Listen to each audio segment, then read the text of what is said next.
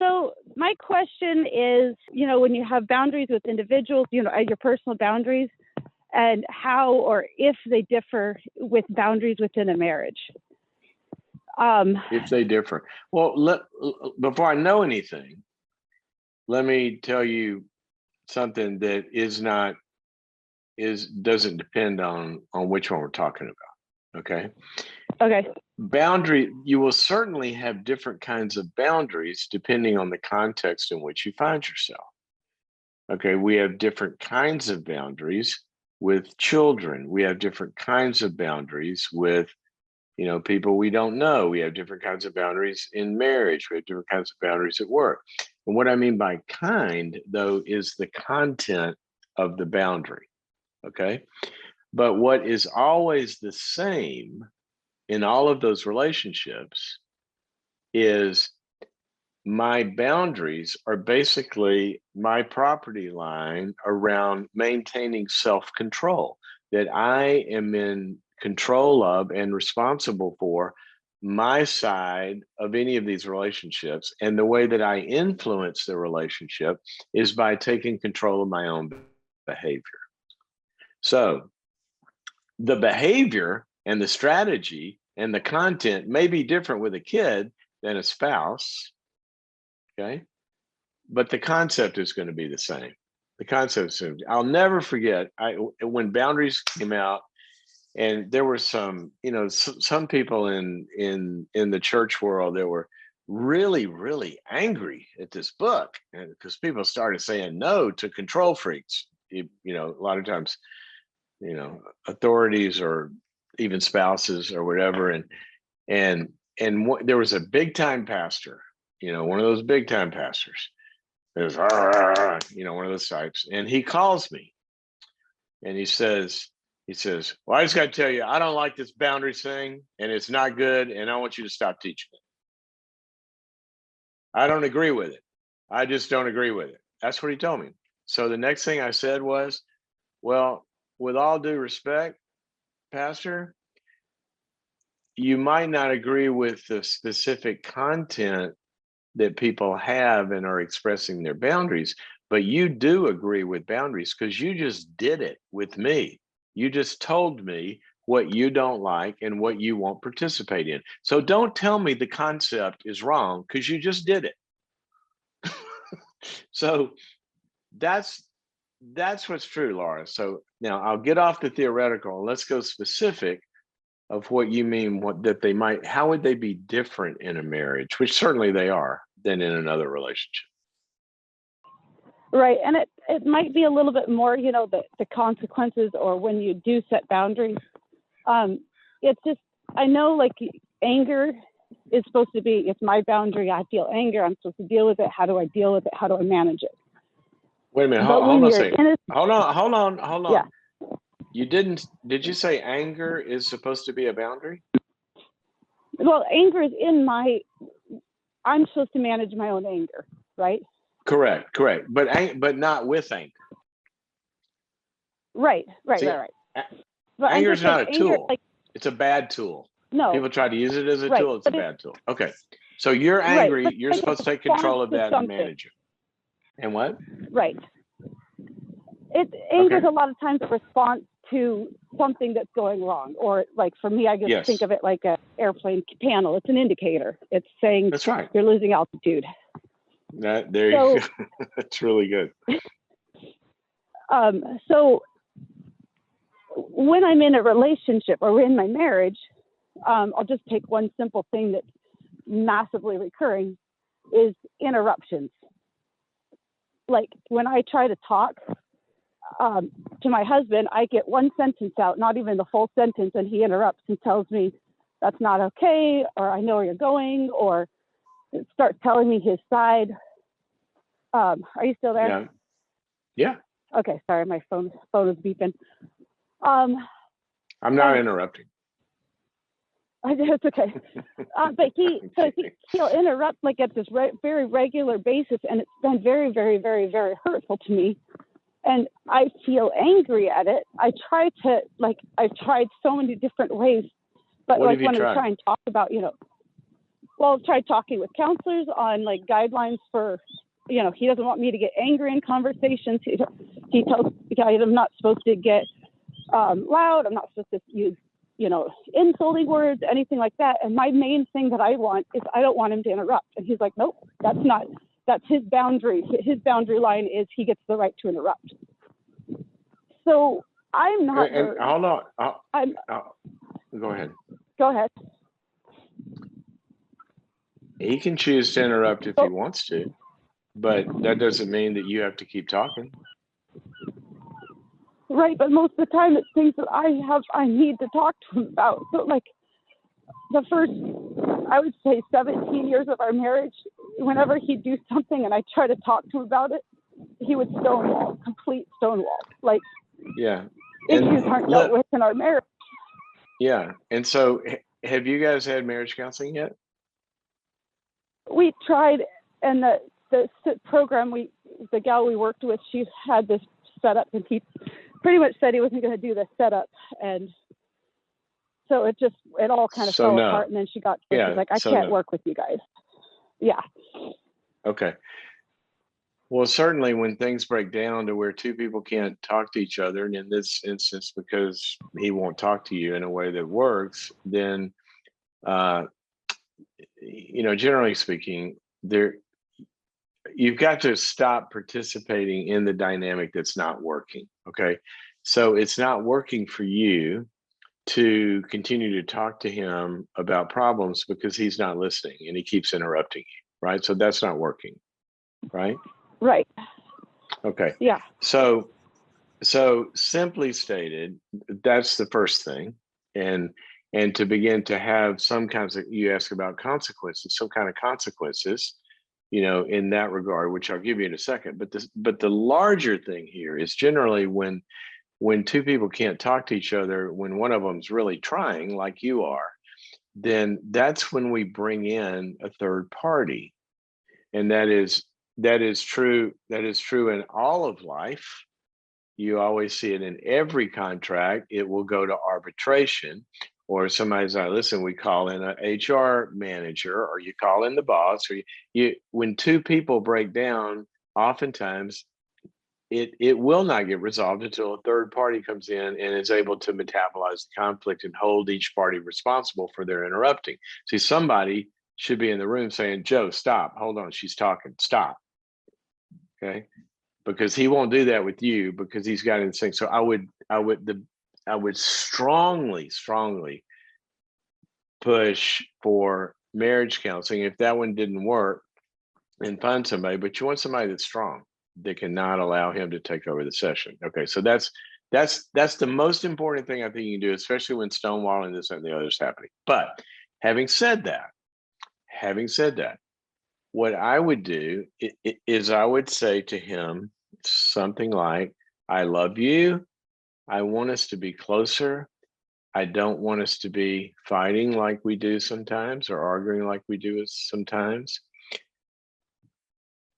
But I'm also, I don't know how to talk to you. And I need to talk to you because I'm hurting. Okay. So I would like for you to tell me, what is a way that I can express to you what I'm needing or feeling that you will hear it? And that's what I would say. Okay.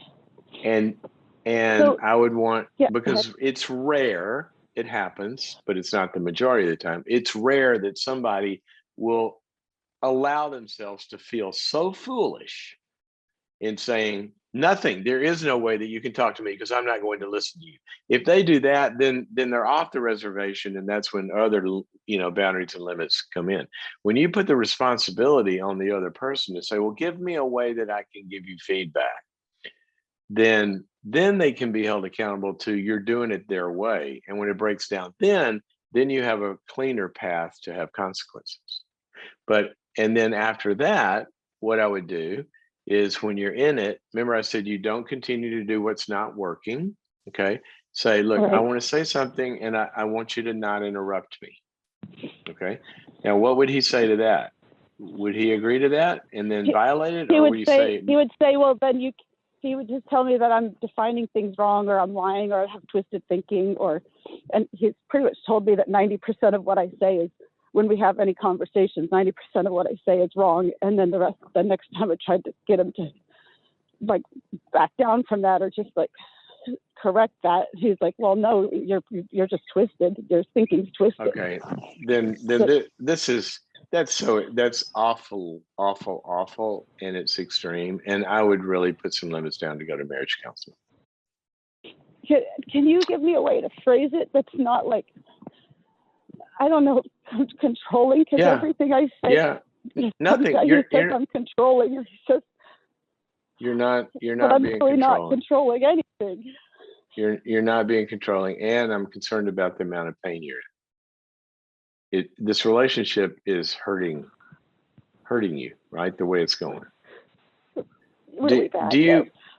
Yeah, and you're kind of being, it sounds like kind of held captive by this dynamic in a way. The way I would put it is, I want to let you know I'm hurting so much, and I don't know how to talk to you. So I want us to go to marriage counseling, and I will find the person, and I want to make an appointment, and here it is, and I want us to go. And if you decide not to go, I'm going to go anyway. And I'll be talking about our marriage, and I need to go talk to somebody about what to do, because I don't know what to do at this point. And I want you to come because it's going to affect you. And that's what I would do. I wouldn't continue to try to talk if it's that bad. Okay. Okay. Thank you. But you know what, Thank you so Laura, much. make sure before you do any of this, your most important thing is to have your own safety net of support people. Right. Do you have I've been them? trying to work on that. I've been working so hard. I sort of lost a lot of that this last winter, and I'm reaching back out again. So yes, that's good for you, because that's probably where a lot of the overload of pain is not being helped. So I want you to find that. It's hard, okay? Like you say and other people say, it's like, surround yourself with positive people. And I'm like, I don't want to be that cloud that goes to everybody else. I'm like, here's my positivity coming, guys. It's hard. It's hard to listen. A positive person is not somebody that doesn't have negative content. Every human has negative content. When we're positive, we handle that responsibly and share with each other and love each other. And that's a very positive thing. The cloud thing is when people, are martyr victims, and they don't want to do anything about what they're dealing with, and they weigh everybody down with their martyrdom, and inactivity, and no, that won't, and yes, butting, and all that kind of stuff. So anyway, I hope that's helpful to you. I would make an appeal, but I would make an appeal to him in something that's inarguable, which is, I am hurting. I need to get some help for our marriage. I want you to come with me because I'm in pain. That is inarguable. That's just true. In our relationship, everyone told us we need to switch to just talking feelings, because that's not arguable. But that's when I talk feelings, that's where he tells me I'm twisted and I'm messed up and all that. So yeah, and if you notice, that's not what I said. I didn't say we're going to talk about our feelings. I said, I am hurting and I want to get some help with that, with how to resolve this and how to get better. And so I'm not here to discuss feelings that are arguable, because to me, it's not arguable for me to know whether or not I'm hurting. And then just present that. Okay.